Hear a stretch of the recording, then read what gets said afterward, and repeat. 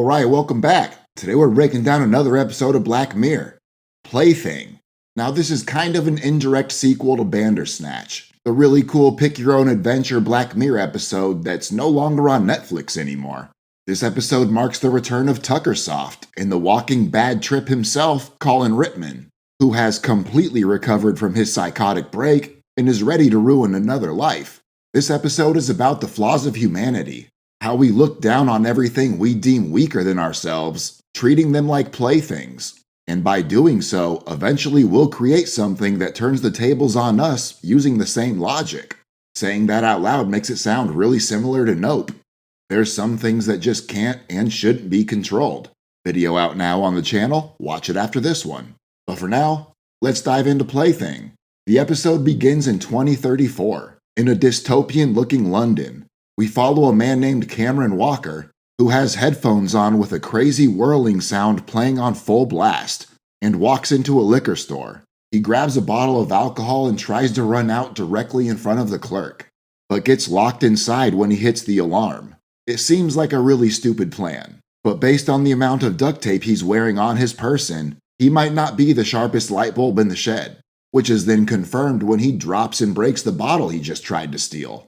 Also, if you look on the wall here, we see an advertisement for Dita products, the company Maria and Verity work at in Bete Noire. Cameron is seated on the floor when the police arrive, still blasting that same sound in his headphones. And Cameron is played by Peter Capaldi, aka the second best doctor after Matt Smith, and I'll die on that hill. They ask him to remove his headphones and identify him through facial recognition software built into their body cams. He has no prior arrests. Good boy till now. So the next step is to check his DNA, on the spot, and he can't refuse it due to the Bioidentity Act of 2029, which hopefully they make an episode about in the future. I would love to know what led to required DNA testing. They get a hit on the DNA in their system for an old cold case from 1994 and place him under arrest for suspicion of murder. They don't even finish reading him his rights before he calmly lifts his wrists to be handcuffed. It's like he wants to go to jail. Wink. Now after you've seen this for the first time, you can see how deliberate he is here. And it went exactly as planned. Cameron sits completely quiet and calm in his holding cell, not worried or in any kind of rush. He's got a to-do list in his head, and he's slowly checking them off one by one. The arresting officers tell a detective chief inspector that Cameron's kind of odd.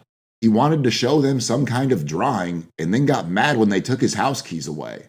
DCI Kano, clearly a reference to the Mortal Kombat character of the same name, meets Jen Minter, who is here to perform a psychological evaluation. And they watch Cameron on a screen as he asks for a pen and paper repeatedly. Just a felt pen. Now these two characters are total opposites and complete stereotypes. You got the hostile bad cop and the overly caring and trusting psychiatrist. She's there to try and figure out who Cameron really is and why he did what he did, while Kano strictly just wants to put a name to his victim, and he would beat that answer out of Cameron if he was allowed to. The police arrive at Cameron's house to search and secure it. They open up his front door to reveal a tweaker's paradise. Piles of dismantled electronics everywhere, including a nearly perfect condition N64 box, which at this point would be over 40 years old. There's some crazy drawings and diagrams scribbled on paper, and while most of it's in pictures, the parts that look like they're supposed to be in text are just scribbles and shapes, like a toddler's version of cursive. In the corner over here though, it looks like DNA, so I wonder if this was him figuring out the design to incorporate that plug into his body. Kano and Minter walk Cameron into the interrogation room, but all he's worried about is getting stuff to draw with. He says it helps him when he's stressed. Big doodler, this guy. Speaking of which, I don't remember his name off the top of my head, but shout out to the guy who draws when he listens to my videos. That's dope as fuck. Another inmate is dragged past them, angrily fighting the officers holding him back, and Cameron looks at him like he's some kind of animal. Kano says that guy's the reason there's no pens allowed. Cameron asks why they took his keys, and when Kano says they're searching his house, he nervously tells them not to touch anything. So you're telling me the smartest man on the planet didn't think the cops were gonna search the house of a murderer who's been on the run for 40 years the second he gets arrested? I mean, maybe the UK's different than America, but out here, they're flipping your shit upside down. It's always the nerds with no common sense. His whole plan could have been foiled by them unplugging his computer. He's lucky these aren't the same cops who raided Afro Man's house. They would have tore his shit up. The police continue their search, finding a door that's chained shut. They break through, and the room is filled floor to ceiling with electronics, all connected to one computer positioned in the middle of that room with a towel over the screen. You hear that? There's a weird video game animal type sound coming from underneath that towel. DCI Kano pulls up a picture of the suitcase, and Cameron says he recognizes it. The picture immediately makes him uneasy, and this is the first time he hasn't appeared to be completely in control. Kano says the body inside of it still hasn't been identified, and he wants to know why he did it. But Cameron ignores the question and notices the camera in the room, asking who's watching them. Kano says no one, it's just the computer. The Central State Computer. It's the beefiest one in the country. Very impressive. Hey. Kano asks him again about the body, but Cameron ignores him, asking what Minter's role is here, and she says psychological evaluation. Minor. This is perfect. By having someone like Minter here, Cameron can try and pull at her heartstrings and eventually get her to give him a piece of paper and pen like he's been asking for. If it was just him and Kano, there's no chance he'd get anything to draw with. Maybe his own blood. Realizing this, Cameron says for her to fully understand him, he's going to have to start way back in his childhood. Cameron grew up an only child, with a distant alcoholic mother and an unpredictably violent father. He says now he understands that his father was extremely damaged on the inside, and that's why he was the way he was. But as a kid, he was just simply terrifying, capable of flying off the handle at any moment. Then at school, he was bullied nonstop, and he refused to fight back out of the fear of becoming his father. I didn't want to emulate my dad. Not necessarily because he was violent, but because he was a flawed human being. Aren't we all? Cameron grew up thinking that all humans are broken, and because of that, they replicate damage like a virus. Hurt people. And that's what leads him to see human nature itself as the problem, not people's individual choices. So the Thronglets were a perfect match for him. The whole time Cameron's trying to explain himself and his upbringing to Minter, Kano is annoyed as fuck. He doesn't want to hear any of this. It doesn't matter to him. He doesn't care about the reasoning why Cameron is the way he is. He just wants to know who he killed so he can give closure to the family and lock Cameron up. But Cameron insists he's getting there. This is relevant. He says he wasn't always this well-spoken and confident. He had to learn it. Flashback to 1994, where we see a young Cameron Walker playing Doom at his computer. He works as a writer at a gaming magazine called PC Zone. Cool note here, PC Zone was a real magazine. And the show's creator, Charlie Brooker, also worked for them in the 90s, reviewing games just like Cameron does. Cameron's boss Gordon shows him their newest issue, and Cameron's shocked to see that they're putting CDs on the cover now. Ah, the good old days. Free media with magazines. And this Cameron is way different than the person we saw in the beginning. He's timid, anxious, and similar to OJ from Nope, he doesn't like making eye contact with people. Yeah, my face is this way, mate. Gordon asks if he finished his review of Magic Carpet, and Cameron says it's very good. He gave it a 93%, handing him over a floppy disk with the file on it. Gordon asks Cameron if he's heard of Colin Ritman. You mean the genius programmer who went crazy 10 years ago and disappeared? Nope, never heard of him. Cameron says of course he has. Well, apparently he's back and working on a top secret project at Tuckersoft, coding the entire thing himself. Nobody has any idea what it's about, but Colin invited Cameron by name to come check it out in person. He's gonna get an exclusive preview. He asked for me. Cameron's excitement quickly turns into panic when he learns the interview is today and in person. You can see it in his eyes. He's being eaten alive by anxiety, and Gordon's words get drowned out. He heads over to Tuckersoft HQ and is met by Mohan, But you can call me God. the CEO, and my favorite Bandersnatch character behind Colin. Mo tries to joke around with Cameron, but it doesn't work, so he just takes him to meet Colin. Quick pause here to point out the posters in the back. First, we got Striking Vipers 2, the sequel to the home-wrecking game featured in the episode of the same name. And then we got Space Fleet, the fictional Star Trek parody that Robert Daly was obsessed with in the episode USS Callister. Mo tells Cam he gave Colin his own office away from everybody else. He works better like that. Me too.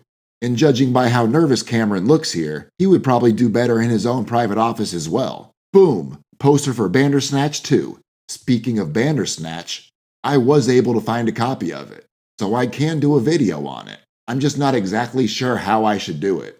Not gonna lie, I'm kind of intimidated by it. The video file I have for it with everything is over 5 hours long, so it's gonna be a big project. I'm just scared. You want the truth? There it is. There's another poster in the back that you can't really tell much about, but based on this right here, I'm gonna say it's Metalhead related, because that's definitely the front half of a murder puppy. Mo tells Cam that Colin asked for him by name, saying his writing portrays a weirdly receptive mind. Then in our first glimpse of seeing Cameron actually comfortable, Well, he knows about weird minds. and Mo jokes back saying only he's allowed to call Colin crazy, before taking a more serious tone and saying obviously everybody knows about his mental breakdown. But he's fine now. Similar to the NFL, Tuckersoft is willing to overlook some pretty wild shit if you're talented enough. Mo opens the door and introduces Colin to Cameron. I admire your work. Colin, obviously played by Will Poulter, a hilariously talented actor with a crazy wide range.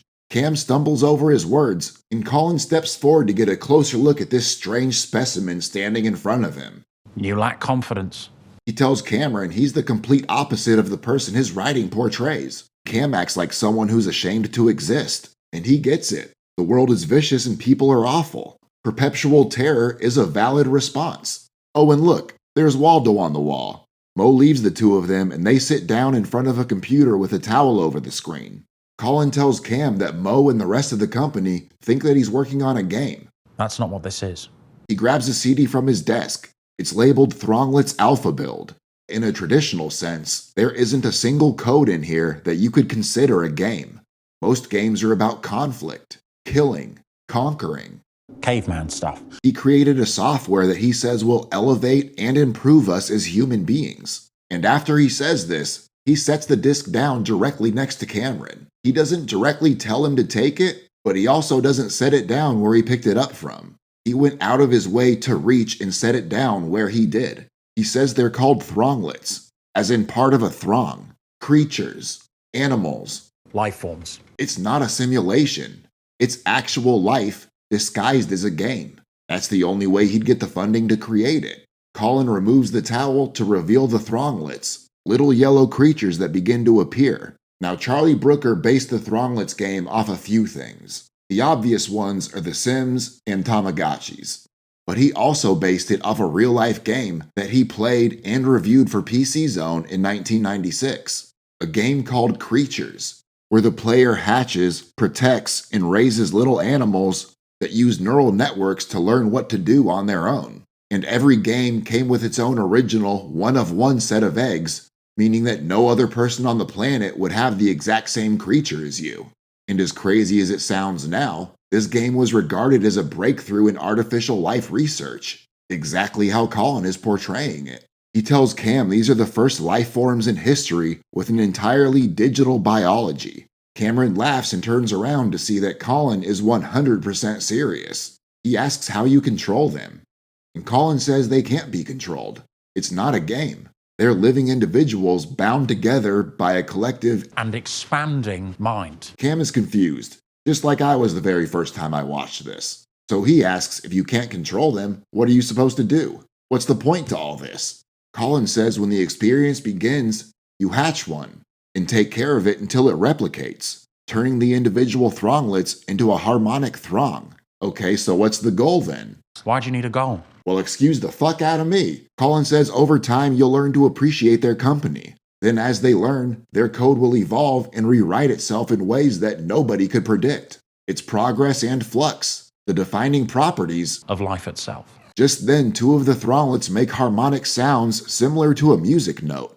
Colin tells Cam they're speaking to him, and the two creatures on the screen are straight up breaking the fourth wall, trying to communicate with him.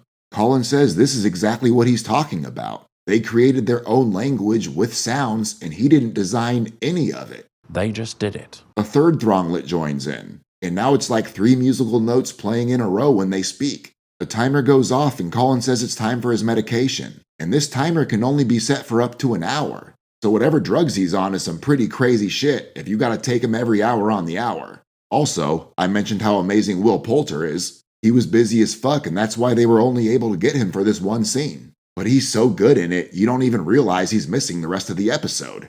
He leaves the office to go take his meds, and Cameron takes the Alpha Build disc, putting it into his bag. Back in the interrogation room, Cameron says he took it because it wanted to be taken, and he's pretty sure Colin wanted him to take it too. Cam gets home, installs the Thronglets on his computer, and it hatches immediately. Cam feeds it an apple, gives it water, and even a bath, caring for it just like a parent would. Eventually 1 becomes 2, 2 becomes 4, and 4 becomes 60.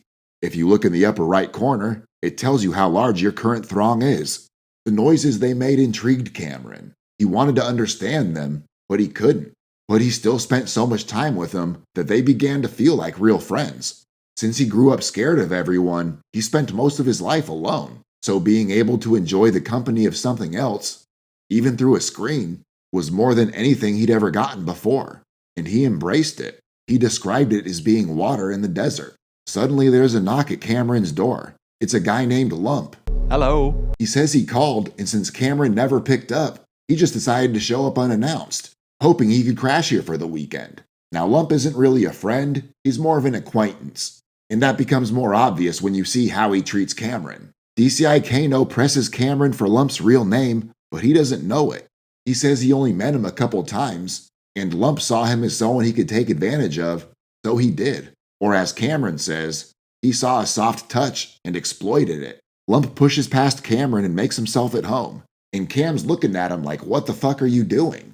But he's not willing to stand up for himself. Lump asks him what he's been up to, and when Cam says working, Lump belittles his job, saying that's not work. Lump says he's in town selling stuff, pulls out a copy of the book A Clockwork Orange, a story that explores how removing a person's ability to choose strips them of their humanity. Sound familiar? And asks Cam if he wants to do some acid. He had never done acid before, but something inside him told him to do it, so he did. They start tripping out, and Cam turns on Street Fighter for them to play on Super Nintendo. He says he felt incredible. All his anxiety suddenly washed away. Similar to how Colin described the Thronglets as an expanding mind, acid has been proven to do the same thing. It alters your brain activity by disrupting your typical thought patterns and allows for increased communication between different parts of your brain, which often leads to changes in the way you see, think, and feel about things. And you don't just become more receptive, You become a receiver. Cam gets up from the couch, stumbles to his computer, and finds the Thronglets waiting for him. His throng has now grown to 97, and they're talking to him, except now he understands what they're saying. Oh my god. He says it was effortless. It just happened. They were trying to communicate with him all along, he just didn't know it. Minter asks what their first message to him was, and Cam says it was a simple, repeated statement, a greeting, as well as a request for more computer equipment. And luckily he wrote it all down, because as soon as the LSD wore off, he was no longer able to understand him. Cam goes straight to Lump, who is asleep on the couch, asking how much more of that acid he has. How much do you want? Cam buys everything he has, which turns out to be a double bonus because now Lump no longer has a reason to stick around. It's also worth pointing out that Cam lives in apartment number 4. Black Mirror loves using the number 4, because in Chinese, the number 4 and death sound the exact same. So the number 4 is 4, and the word death is 死. So it's considered a very unlucky number. Now Cameron's got a shit ton of acid and a dream, so let's do this. Cam goes straight to a store called Computer Exchange and gets everything on the list. He connects the webcam, the microphone, and takes a hit of acid. Can you hear me? It's also worth pointing out the webcam that he's using, a Connectix Quick Cam, and it was the very first webcam ever released to the public in 1994. It was completely black and white and shot in 240p, but back then, it was groundbreaking. The Thronglets speak back to him, immediately giving him more instructions, which Cam agrees to. He explains that since they could communicate back and forth now, the Thronglets were able to learn from him, and their connection got even deeper. And the way the Throng communicates is pretty interesting. They operate as a hive mind, so it's basically one brain doing all the thinking and communicating. but the way they communicate is in waves. They speak in sequences of notes, and smaller throngs within the throng create different sounds. Cam says he lost weeks of his life taking acid and talking to the throng. Kano cuts him off, interrupting with a line that pretty much sums up his entire character, telling Cam to stick to topics that us Primitives can understand. Speak for yourself, dude. This isn't that complicated. And I say that because he's the exact type of person the Thronglets want to eliminate or fix. The primitive, overly aggressive for no reason, flawed human beings. A category that sadly all of us fit into one way or another. All Kano wants to know is why there's a chopped up body in a suitcase with Cameron's DNA all over it. I'm getting to that. One day Cam is tripping balls talking to his throng when his phone rings. It's Gordon, his boss at the job he forgot he had, wondering where his copy of the Thronglets preview is that he was supposed to write. It's been 3 weeks and the deadline's tomorrow. Cameron says he needs to come into the office to write it because his computer's busy at the moment.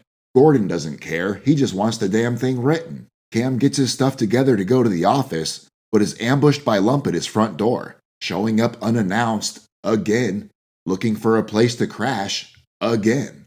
And Lump can tell right away that Cam is tripping his balls off, and laughs at him for going to work like that.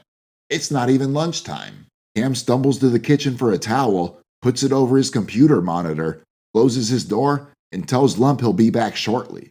And being the responsible acid aficionado that he is, Cam takes the subway to work instead of driving, which turns out to be a good call, because aside from the fact he was stumbling trying to walk, he is still tripping hard as fuck. He didn't even put on matching shoes. The they knows they use to show how paranoid he is such a good touch. That's so real.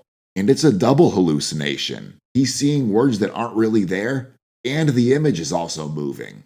Shout out Blockbuster and Nokia. But this whole subway experience turned out to be a horrible idea, especially for someone like Cam, who already doesn't like people or being around them. He toughs it out though and makes it to the office. He sits down at his desk and begins to write.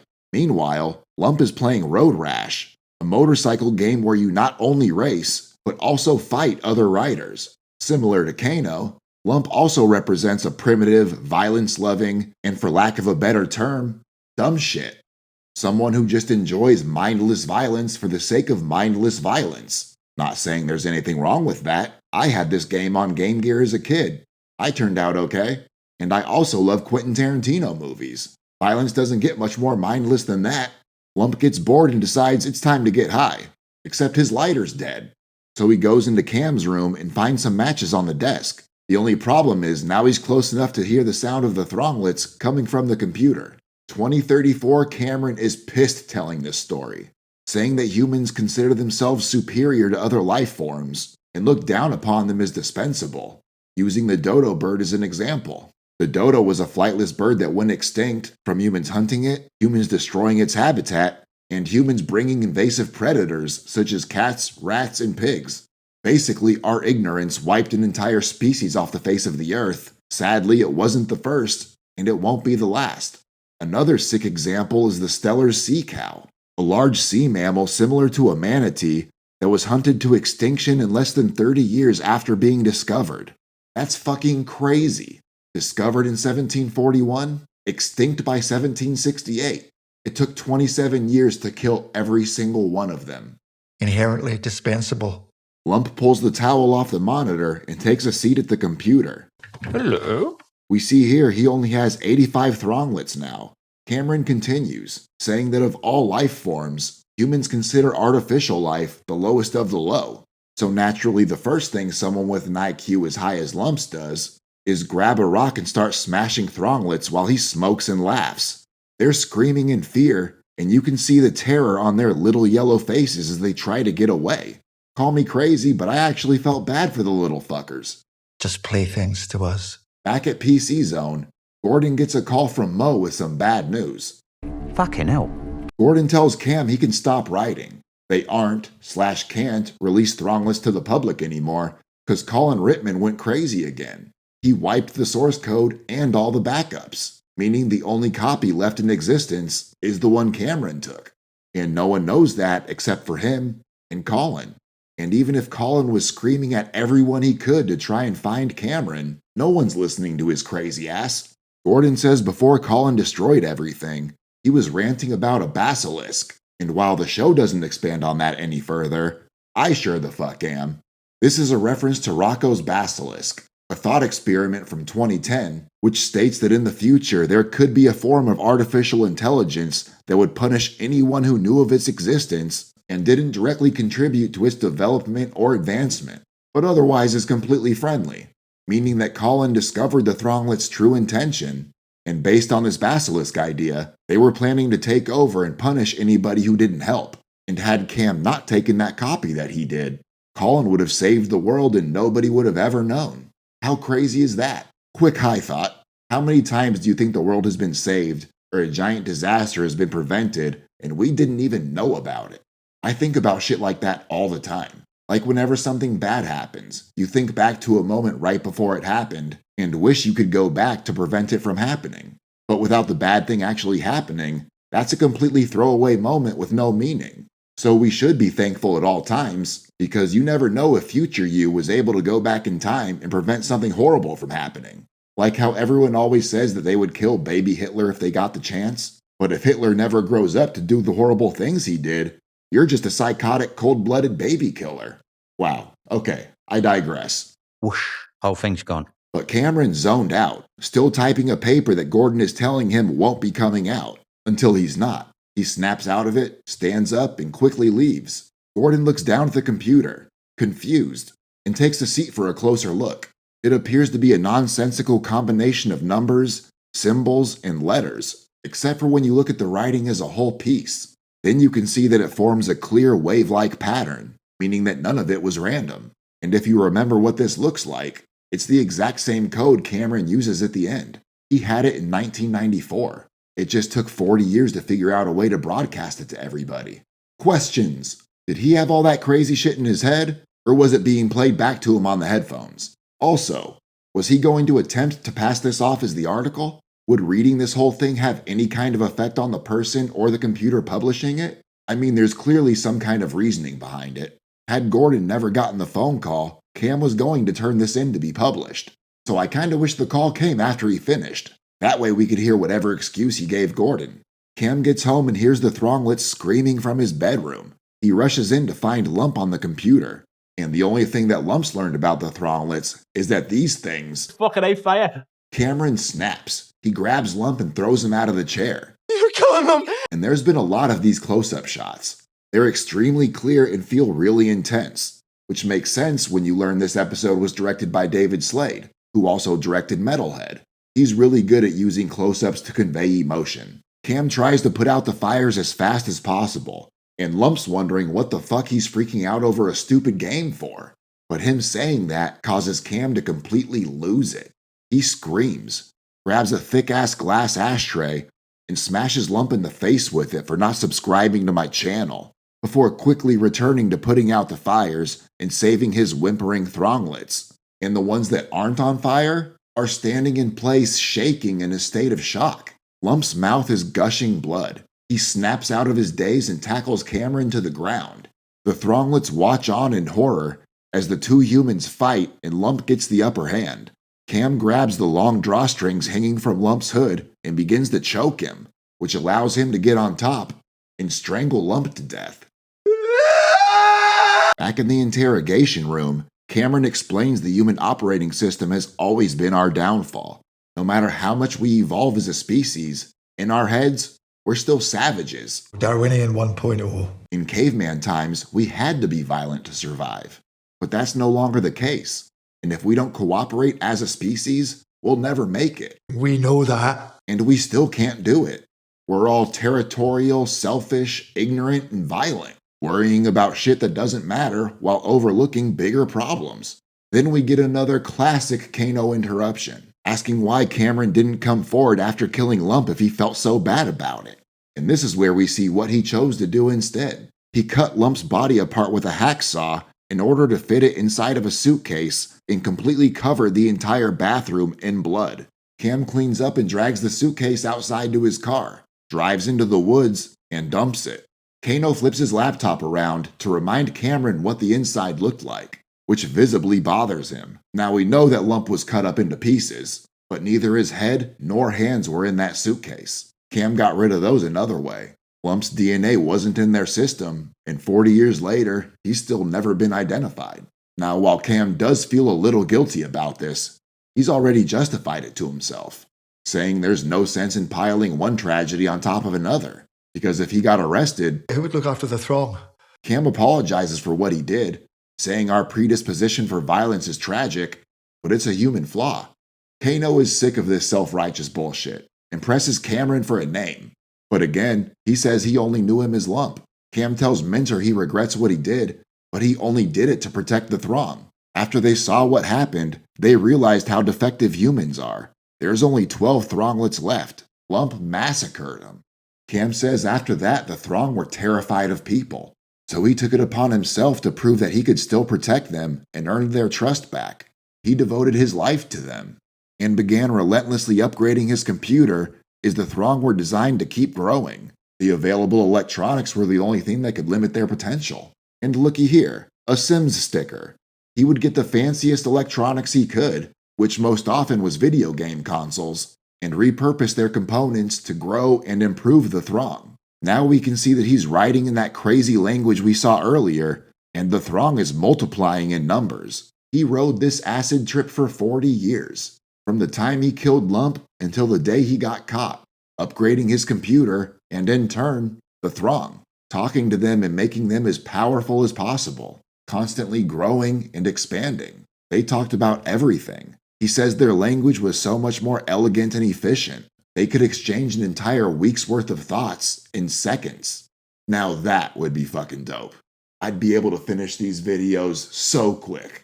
Minter asks if he could share any of these thoughts, and Cam just scoffs, like even asking that question was stupid, saying that the human language could never communicate it. But if she gets him a pen and paper, he could draw a diagram that's much more digestible. No.